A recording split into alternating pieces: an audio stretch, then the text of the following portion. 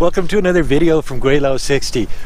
Wei Fong and I are out walking in the boondocks on Vancouver Island outside Nanaimo somewhere by a river. There's a river over here.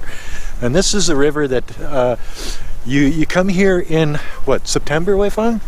No, January already. No, for the wild salmon.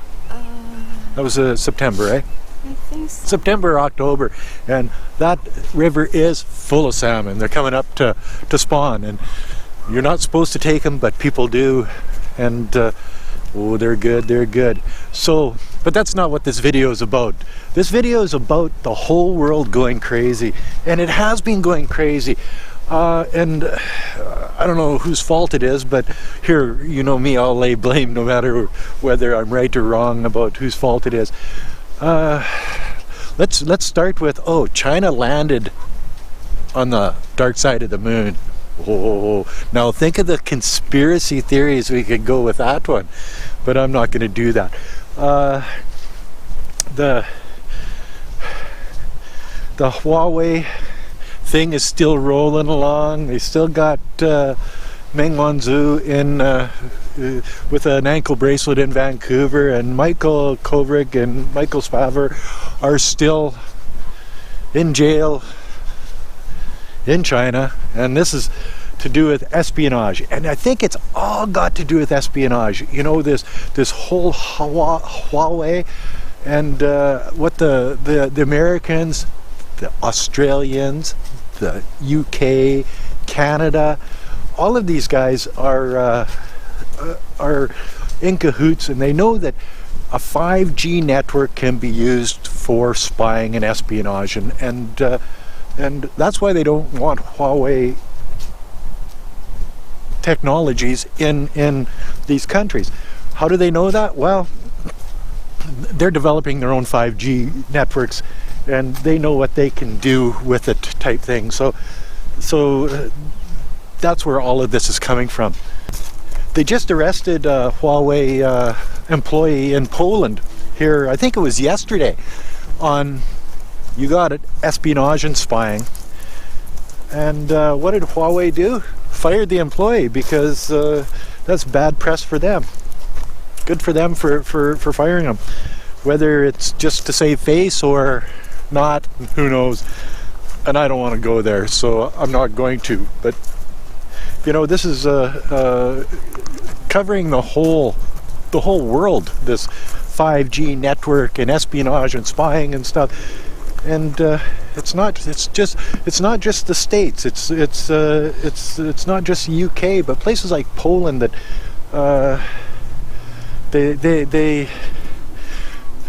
they're pro-Trump is what it comes down to. They're pro-American. So whatever the United States says, Poland will follow along, and that's just the way it is. One of the good things that's happening in the news is that the United States and China are actually talking now on trying to make deals on this trade war that's been going on for the last number of months. You know, with the tariffs and whatever. They say they have a basis for a deal, or at least are working in a positive direction. So that's another thing in the news that's good. They're actually talking to each other, and it can only be good for the rest of the world, because once the States and China start tariffing, well, then their economies go down, because they're big buyers of natural resources like Canadian natural resources. That makes it better for the Canadians, and being a Canadian, I want it better for the Canadians. So if they can keep their negotiations sort of nice and make a deal before anything gets any worse, well, that's a good thing for, well, not just Canadians, for the rest of the world, because as the Chinese economy goes down, and it has been going down, they're not going to hit their 6.5 growth rate this year, I don't think, because of the trade problems that they have with the United States. But then again, you're seeing in the United States, farmers are having problems. Harley Davidson was having problems, and they probably still are. I notice Elon Musk has been given a permanent resident card. He's got a Chinese green card. I wanted a Chinese green card. What's he got that I don't? Probably billions of dollars in building the Tesla plant in China. So that's a good thing. Look at the geese.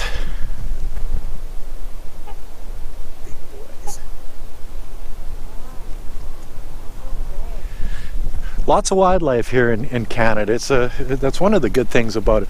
So back to Elon Musk, or Elon Musk, I guess you can call him, depending on who you talk to. So he's building his next factory, Tesla factory in China. Why is he doing this? Well, because China is the most proactive country in the world producing EVs, electrical vehicles, whether it be the electric scooters, electric three-wheelers, electric cars. They're cutting edge there in China, where in places like Canada, well, we can't wrap our heads around an electric vehicle when it's 44 below outside, and if you run out of battery, you're pooched. So it's not so bad on the coast here, but and that's why they gave Elon Musk his permanent resident card. Damn, I wanted one of those. So if anybody that can get me a green card in China is watching this, give me a call. Call me, get me my green card. But the news has been, I guess, really skewered against China lately. You know, the American news, the Canadian news. Okay, now Justin Trudeau, everybody knows what I think about Trudeau. He's saying, Michael Kovrig was a diplomat, but he's on leave, I guess. And because he was picked up under, I guess, espionage or national security reasons in China, Trudeau now says, well, he should have been given diplomatic immunity. Well, he wasn't working for the Canadian government when he got picked up, so how would he be given diplomatic immunity? You know what I mean? So they're grabbing at little straws here. Oh, they're talking about Canada. It's got nothing to do with China. But they had that 18-year-old girl that landed in Thailand, and saying because her family was abusing her. How were they abusing her? Nobody says anything about that. But being Canada, where you can just snap your fingers and become a Canadian citizen, they said, oh, come to Canada, we'll take you as a refugee. Okay, well, that's good for her. So now all you got to do is say something and run away to Thailand, and the Canadian government will take you in. So all of the people out there, Trudeau is still doing it, saying, come to Canada, we'll take care of you, we'll pay your way, we'll give you a house, it goes on and on and on. It makes no sense. Anyway, back to the Chinese stuff. If a Chinese girl, and remember this, Chinese girls, if a Chinese girl father and mother are abusing her, being mean to her, or say you have to marry this guy, I guess now, because Canada's made a precedent with this Saudi Arabia girl, you can come to Canada. All you got to do is make it to Thailand, cause a stink, and you get to bypass all of the Canadian immigration rules and regulations, and you don't have to get in line like all of the other people around the world. You can just drop in, and the Liberal government will bring you over and give you your little card and get to work and have fun, and will probably buy you a house and all that other stuff too. So I wonder if it works for Chinese people, or if it just works for people from Saudi Arabia. Because, you know, we've had a little bit of a problem with Canada saying, oh, Saudi Arabia, you can't do this and you can't do that. And then the Saudi Arabian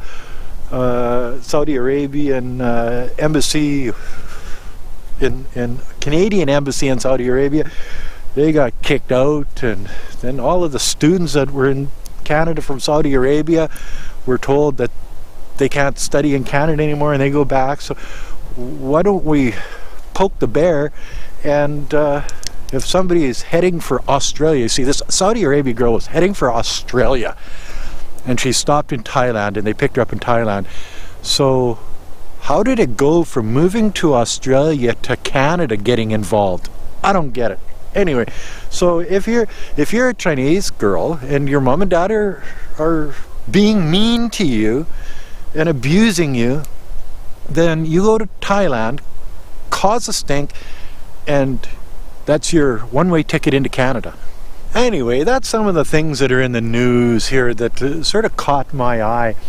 It's yeah, it could have been that I just didn't have anything to make a video about, or my imagination wasn't so good this week. But whatever. That's the news that I've been watching concerning the world and the different things in the world that I don't know, right or wrong. It seems like the whole world is picking sides right now. You get the Western world, Australia, UK, Canada, the States, all of these countries, you know, Poland, France, whatever, picking a side. And then you've got the Chinese and the Russians that are sort of, North Koreans are sort of getting together, and they're picking a side. This probably won't end well, you know, unless the big boys, the Americans and the Chinese, start talking, and these trade talks are the first step of that. Sure, they don't have to trust each other militarily, you know, and we don't even want to get into the South China Sea and the rhetoric going on about Taiwan right now, but that's something that I'm not even going to discuss. But if things get any worse, then it's going to be more dangerous for traveling around the world for lots of people. Is it safe in China for Canadians because of this Huawei Technologies CFO being arrested in Canada? Well, I think it's probably still safe, but it's not as safe as it was. Is it safe for Americans because of the tariffs in China? Depends on where you are and who you are, I guess. But I think it's still safe in China for these people. Is it as safe as it used to be? No, it's not. The Chinese, they have national pride, just like the Americans do, just like the Canadians do. The Polish, now the Polish are in this too. You know, so yeah, you got to watch yourself a little bit more. The Americans actually put a travel advisory, updated a travel advisory against China, and so I thought I'd look into it, and so I did, because I got a computer. Yeah. Anyway, so I looked into it, and it's I think it was a level 2 travel advisory to China, and I thought, well, okay, what other countries have a level 2 travel advisory that the Americans have put out? The UK has one, you know, so there's a number of countries there, France, and because they've had terrorist attacks in these countries. So a travel advisory to make it so it's, you know, the American public knows that you could run into problems there. What's a travel advisory for China? That the police may, they, not that they will, but they may enforce local law. Well, here the police always enforce local law. In China, the police enforce local law, but a lot of times they'll overlook the Westerners in the country, and I know because I've driven down the wrong side of the road and the police look the other way. I've been caught driving my e-bike on the sidewalk, and the police look the other way, or they're looking for oversized bikes. In Nanning City, anything, I think over a 48 volt bike was illegal. Mine was 60 volt. It was bigger. But as we were driving down the street, they were corralling everybody into a little area to check the bikes. Well, I stopped before I got to the little corral, and I just looked at the officer, and he knew that I didn't want to go into the corral. I didn't want to be like one of the sheep, so he just waved me by. That's an instance of the local authorities, the local police, not enforcing local law against foreigners. So, you know, now, because of the sort of unrest between the countries, the local law is being enforced against foreigners. So, you know, when you're in a country like China, go by the rules. Don't break the laws. Don't break the rules that they have set out, and everybody will be better off. You won't get arrested. Oh, and they say 13 Canadians have been arrested since December 1st when Miss Meng was arrested. Okay, well, sure. China's a big country, and Canada has a lot of people in China, teachers and whatever, and most of these things are just visa violations. Like the lady teacher from Alberta, what was her, MacGyver? She MacGyvered her way out of that one, because she's back in Canada now, in Alberta, which is a good thing. But see, what that was is just a visa screw up, where her employer was supposed to get her work permit and didn't do it properly, so she got picked up. It probably wasn't any of her wrongful doing. It was probably her employer, because a lot of employers in China, you know, they cut corners and stuff like that. But I would imagine that most of the people that were picked up or jailed or administratively detained, I guess is the proper words in China, are due to, you know, working without the proper permits, or you know, being in the country on a student visa is a big thing in China, and teaching English, sort of like a sideline business, or you know, out of their apartment or whatever. Boy, this is a nice big tree. Look at this sucker here.